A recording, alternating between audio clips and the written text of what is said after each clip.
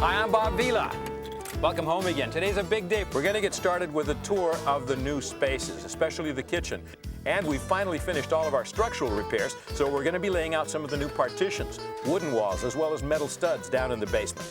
And I'm taking you on a tour of a neighboring house, the Longfellow House, one of the greatest historic houses in America. George Washington was headquartered there, and the famous poet Longfellow lived there for many decades. Stick around, it's good to have you home again.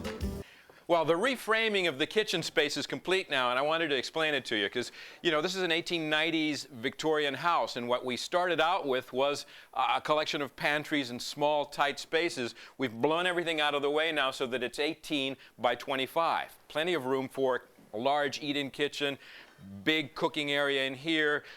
The way we framed it here, we're creating a small mudroom. We'll have a bench and we'll have hooks on the wall, and back here we'll have pantry cabinets for stuff that you don't need all the time. This corner of the kitchen becomes, well, basically an office, a computer center and a kitchen office with lots of built-ins. And the major changes that we've taken and we've put in a window here and a double window here that really face east and south. And when you think about it, that's the best light in the morning, and this is a kitchen space so that you're going to be using it in the morning.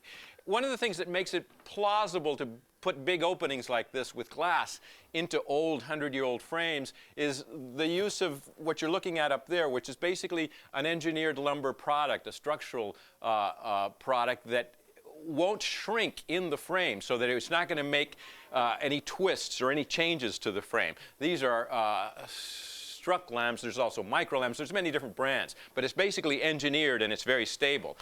The other thing that we've done to reframe this space involved the actual second floor system, which was very compromised because one of the earlier remodelings had removed some load-bearing walls here. And what had happened was that we had a very, very unstable floor system.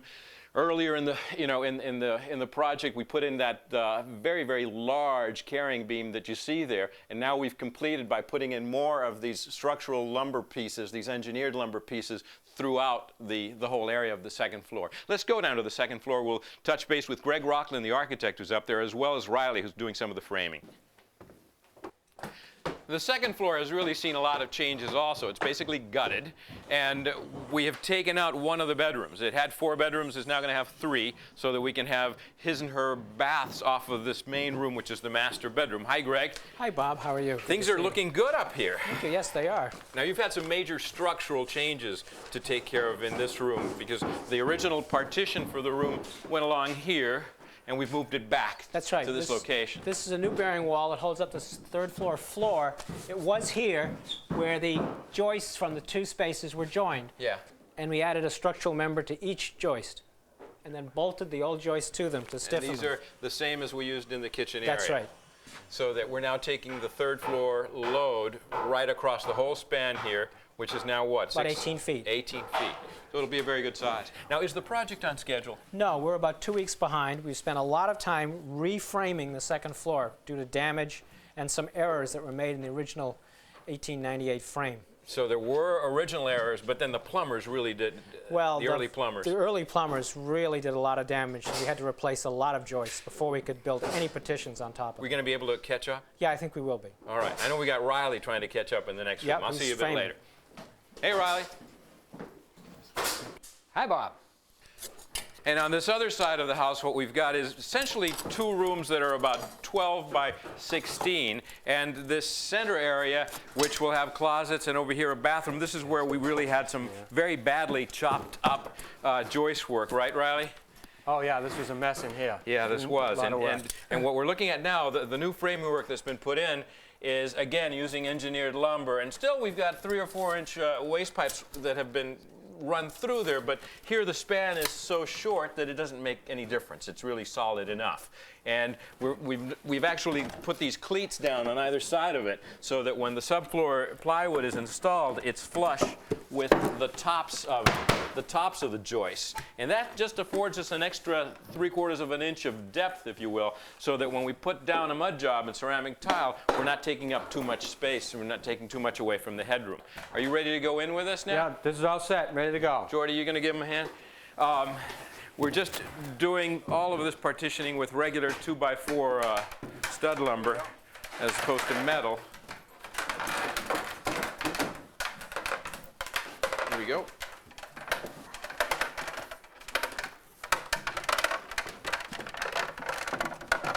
And this, of course, is on 16-inch centers. 16-inch center. Now, do you nail it first on the bottom or on the top, Riley? Yeah, definitely want to nail the bottom first, and then once we get that secured, we'll plumb the wall. Exactly. If you went and started nailing the top first, then you wouldn't really be able to plumb it to make sure that it was perfectly straight up and down.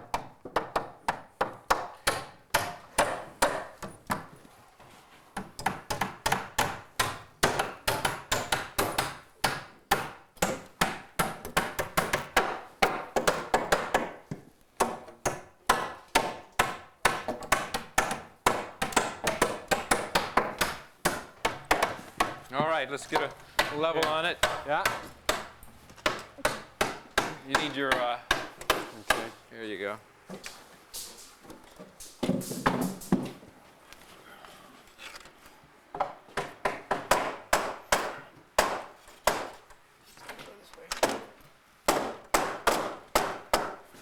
Okay, well, that's the first of several partitions for this whole bathroom area, and I know it'll be a full day to get it all framed, but we've got to break for some messages. Don't go away, because when we come back, we're going to be touring one of Cambridge's most important historic homes, the Longfellow House.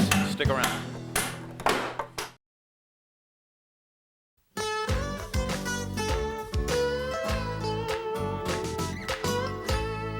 We're visiting the Vassal Craigie Longfellow House. All of you have heard about Longfellow, the poet, who wrote, among many other things, The Midnight Ride of Paul Revere. It's known as the Vassal House because the builders in the mid-Georgian period, mid-1700s, were loyalist colonists who fled here at the beginning of the Revolution, leaving all their properties, leaving their silver on the table. Now, the house was headquarters for General George Washington. In fact, this was all open land back then, and his troops were encamped here along the land surrounding the house. Longfellow, our great poet, was one of the early preservationists, and he was fortunate to be married to a woman who was an heiress, and it was the father-in-law who founded the woolen mills here in New England who gave them this historic house as a wedding gift. And they proceeded during their lifetime to kind of recreate and to create an archive and to really be preservationists in the 19th century. The house was also a magnet for intellectuals from all over America and the world who came here to visit with Longfellow, the great American intellectual. We want to take our tour inside with the fellow who is the manager and curator here. This is a house that belongs to the National Park Service, and his name is Jim Shea. Let's go inside. Hi, Jim. Hi, Bob. Welcome to Longfellow House. Thank you. You know, a house like this, I don't know whether to start talking about the architecture or asking questions about the history. Well, obviously, architecture is the most obvious. And you look at this staircase, which is so wonderful, which dates to the building of the house in 1759. And is it a double staircase? It is. It's a wonderful double staircase. The front is the most decorative, and the back is a wonderful place people come up to. But it's also an art gallery in here. Well, you see, obviously, we have people like George Washington who actually lived in this house, and that shows the layers of history. He was one of the residents here and lived here in 1775. And Longfellow, the poet, tried to create a shrine to General Washington here, right? he did. Washington lived here from 1775 to 1776. So when Longfellow lived here in 1843, he created a shrine for Washington with the busts and paintings of the house. Was this the poet's study? Yeah, come on in. Mr. Longfellow actually wrote most of his poetry and prose in this room. And as you come through, you see Mr. Longfellow himself right here. So this is a room that's kind of typical of the 1860s? 1860s, 1870s. It's typical of this neighborhood. And when you look at the colors in here, the bright red drapes and the taupe walls and everything, it could be, it could be contemporary. Definitely. And Is this a portrait of Longfellow? This is Mr. Longfellow. It's painted in his later life, of course. It's done by his son, Ernest Longfellow. Amazing. Tell me a little bit about the furniture. What about a chair like this? Well, you see, this chair is actually wonderful. It has a great story to it, as many things in this house do. But this particular chair was built from the wood of the spreading chestnut tree. Mr. Longfellow wrote a poem called The Village Blacksmith. Yeah. And in 1876, the tree was chopped down. It used to be on Brattle Street here, which saddened Mr. Longfellow so much. So the children of Cambridge pooled their money and had the wood from the tree made into this chair, designed by Longfellow's nephew, W.P.P. Longfellow. Really? Yeah. That's a great story. And this is actually the spreading chestnut tree here under the blacksmith shop. In this picture? In this picture is painted by Votan, the artist, in 1846. Fabulous story. Now, was this the actual library? I mean, I heard he was a collector of books. His library actually has 10,000 volumes, so follow me because the library is actually the next room. Okay, so this was the working room and then the actual library was next door. Exactly. Well, it's clearly a library, but it also has the feel of a very, very gracious living room. You're right, and we do have all these books from Mr. Longfellow. He spoke several languages and could read 12. Really? Yes, and also you have around the house paintings and sculpture, work from Italy, from all over the world. So they did the grand tour of Europe. The Grand Tour of Europe, of course, and over here we have some ceramics from Japan, French bronzes, and a clock from France as well. Yeah. Now, how was the room used? Just a repository for books? The room was used as a music room, actually, and reception for people from around the world. We had people like Jenny Lind coming here. The opera star. Oscar Wilde Yeah. came here. Charles Dickens was often here. It's a fabulous piano, too, isn't it? Yes. The piano is actually Alice Longfellow's piano. And Mr. Longfellow himself could play the piano. Mm-hmm. Now, the room is an 18th century room with all this grand paneling and the moldings and the dentils and this mantelpiece. Is it from the original 1759 construction? No, it's not. This actual came from another house called the Old Boot House in Boston, demolished in 1846, and Mr. Longfellow brought this mantel to this house, had it installed. But it's from the 1700s. Exactly. So he was collecting items from the previous century that fit into the house. Right, layers of history here. Right, exactly. Fabulous. Well, where to next? Why don't you follow me to the back hallway? Okay. Boy, the books are amazing, huh? Jim, why would a Georgian mansion like this have a front stairs and a back stairs it's clearly not a servant staircase? They're both very elaborate.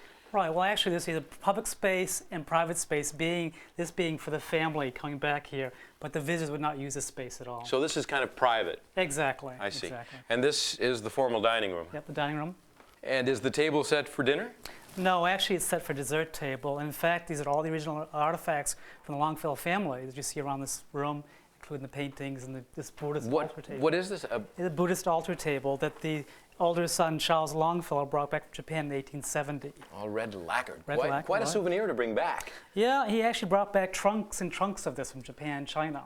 Now, who are the lovely women on the wall? Okay, we actually have Fanny Appleton, over here? Henry Longfellow's wife, his 3 daughters right here, and Mary Appleton, which is Fanny's sister. So they were the 2 heiresses to this huge textile fortune, right? Yes, right, exactly. And Fanny's parlor was supposed to be quite famous. Right, and come and see it. Okay.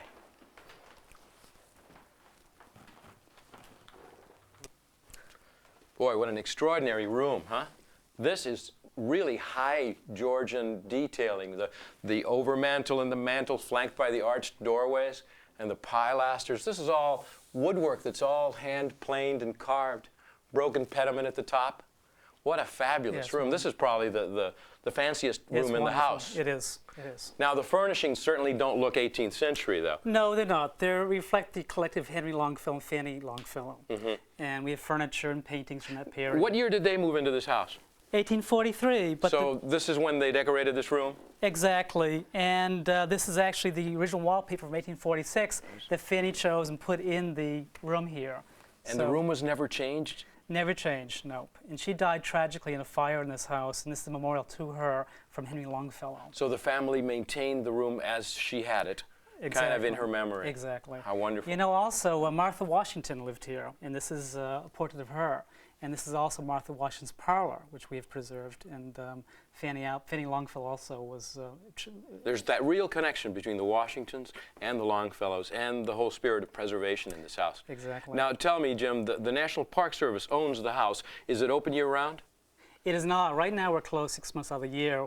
We're open May to October every year. And we'll be opening soon, actually. And I know there's a group called the Friends of the Longfellow House who are doing a lot to raise funds for preservation and improvements here at the house, right? Right. They're an important group right now, community-based, and we look forward to working with them for many years. Marvelous. Well, thank you for the tour. It's a very special house. Thank you. We have to break for some messages. When we come back, we'll be back at our house. Don't go away.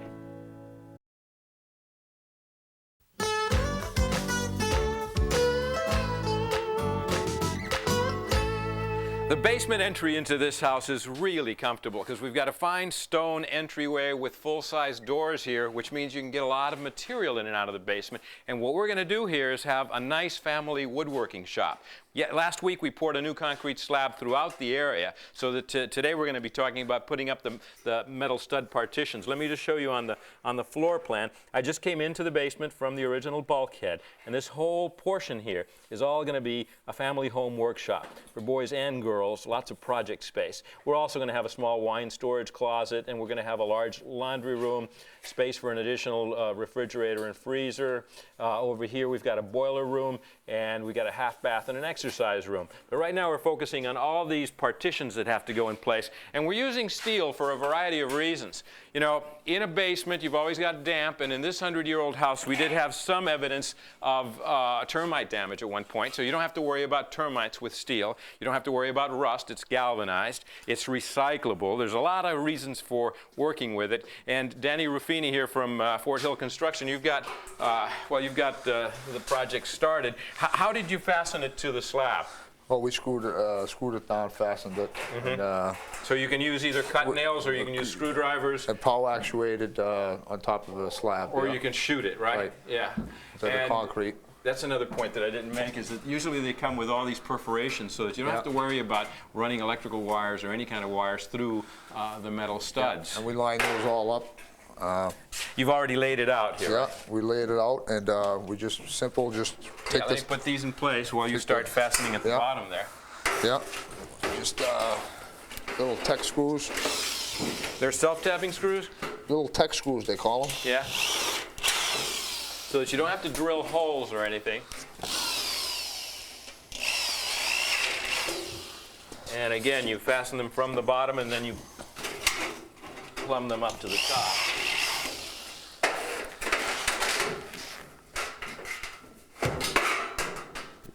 There you go.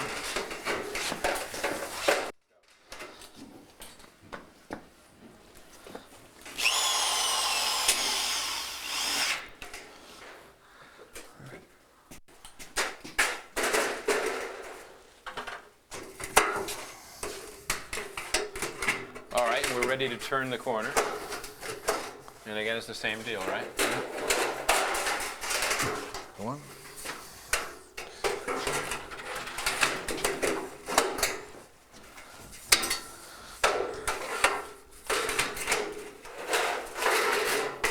Now, Danny, you've pre-cut all these to length using a power saw, but how do you hand cut them?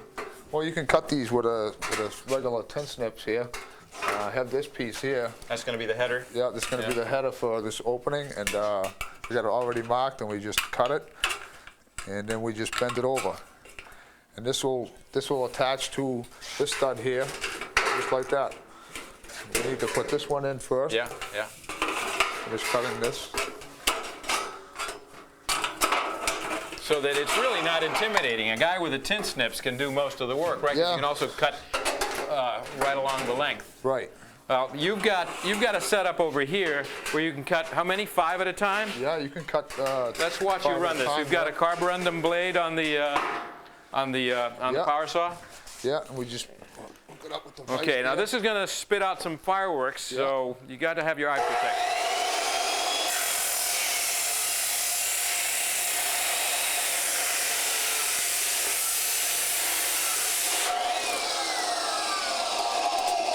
That's all there is to it. Yeah, that makes quick work out of it, Yeah. okay? All right, we're going to break for some messages. Don't go away.